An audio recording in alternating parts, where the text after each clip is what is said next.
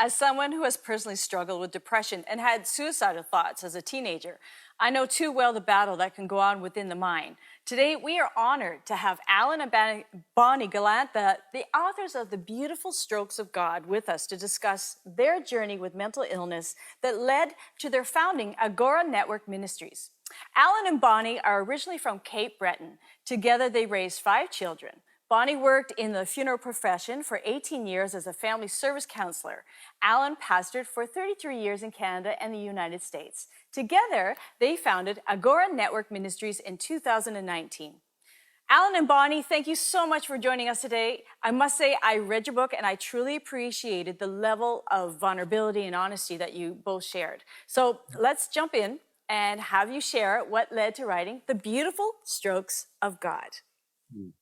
Well, very quickly, I struggled with mental health struggles for years.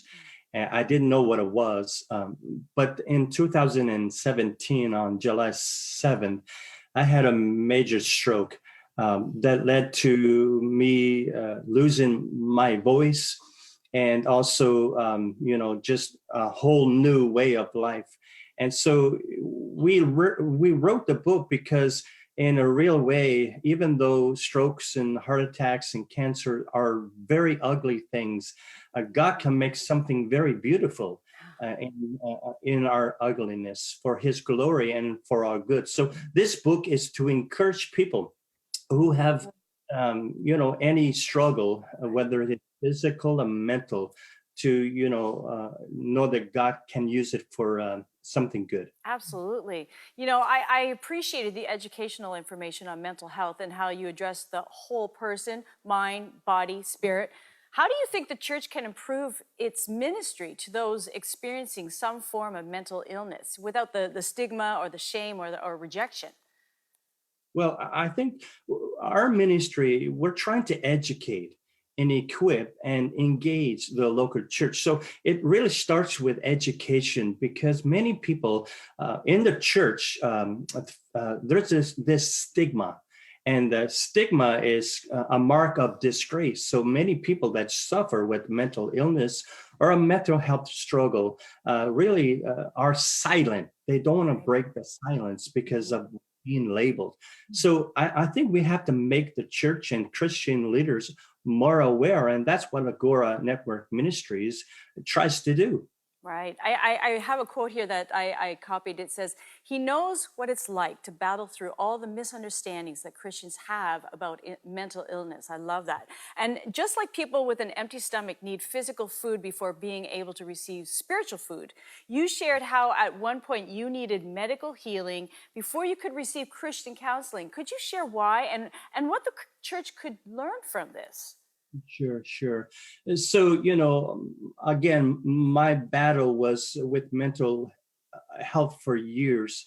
And so I had to really understand that journey because before the stroke, I suffered. But after the stroke, with the PTSD and the fear and all of those things, I went deeper in my mental spiral, right?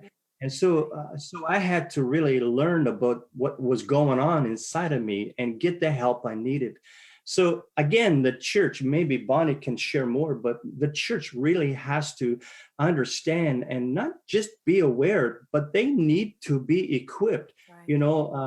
So we need to know what's out there by way of non-Christian and Christian resources to help people inside the church. Yeah, Bonnie, would you like to add to that? Well, I know when Allan was spiraling down and we had gone to the church and, we quickly learned that even though as great as it was, that they really weren't equipped to know the medical side of mental health. Right.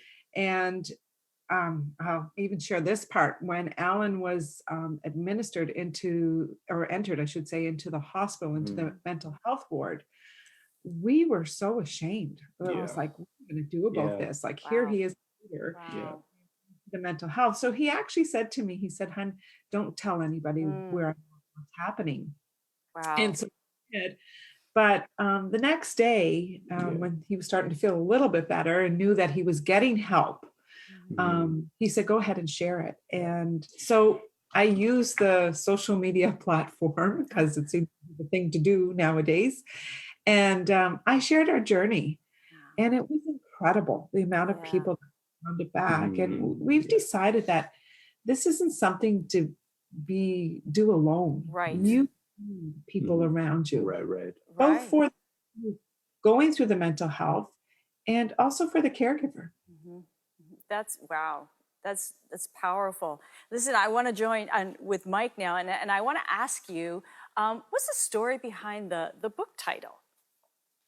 Well, like I said, the beautiful strokes of God, because I had this stroke, it's kind of play on words.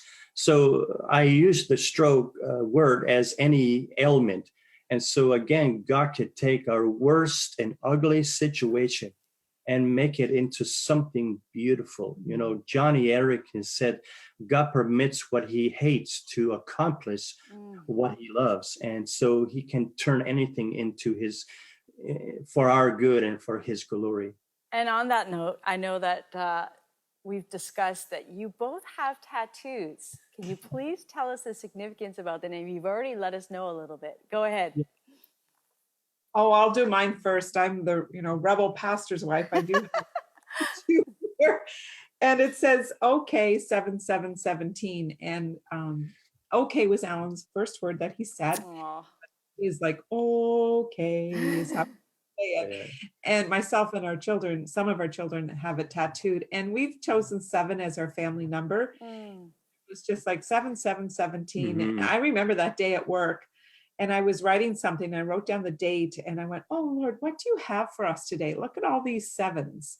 I wasn't quite prepared for what he had in store. Yeah, Yeah. exactly. Well, And you've set up Agora Network Ministries. Tell us how it came to be and your mission focus. well, it came to be again all of our crisis. God birthed this because when we went to the church to receive help, I was getting stronger from my stroke, but the stroke really left me with a deeper mental illness Mm. that I had before. So we went to the church, and I'm not criticizing the church. They just didn't know how to help me. Right. They didn't know how to direct me. So after I got well and God began to show us the next steps, we decided with God's help and others help that we have to form a ministry that will really, and that's what agora, the word agora means, where the people gather, and the assembly of the people. And so again, the church is our heartbeat. And so we want to help the church, the Christian community, understand and be aware and educated and equipped and engaged in the mental health conversation in Canada, primarily. If I could just jump in for a second, I'm listening to this, Bonnie and Allan, and we're going to soon be out of time. But as a pastor, sometimes I just feel overwhelmed with people wanting to come. They want help and support. Bonnie, you said something that, about when Allan, finally said, okay, you can share what's happening. I'm wondering, was that a struggle for you as well to admit, hey, my husband's not, just holding it all together? Maybe you were struggling as well. And I think that in your answer, you can speak a word of hope to people who are afraid to admit, hey, I'm dealing with a rough period in my life right now. Absolutely, Mike. It was a mark of disgrace even for me to think that Allan was suffering like this, and as a family having to go through this. And I really thought I could carry this burden alone. And very quickly, I've realized that I can't carry it alone. And having to share it with others they're your strength. They're the times that they keep your arms up. And we're reminded of David when he was in a bad place, when he was in the cave. He had 400 warriors with him, helping him. And I'm sure they journeyed along with him. So don't be afraid to have people come alongside you, share your story. I know as we've shared our story, so many people have come to us and said, oh man, thank you for being so real. I struggle too. So it's an encouragement to the caregiver of knowing that they might be, carrying the weight of someone suffering, And then, you know what? That weight comes on you as the caregiver too. So you do need that help.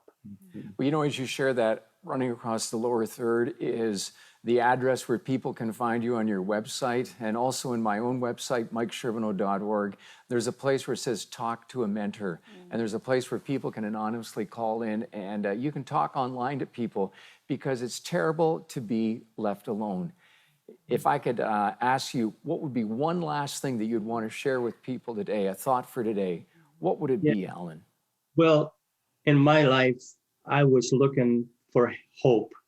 And when I found people that could help me, hope sprang eternal in my life. So don't do this alone. If you need to talk, find someone, reach out to us, reach out to someone, but don't do this alone. It's a matter of your life. And we hope that you will just reach out to someone today and receive the hope that you can receive, not only by Jesus, but through others that will hold your hand and walk with you through your journey.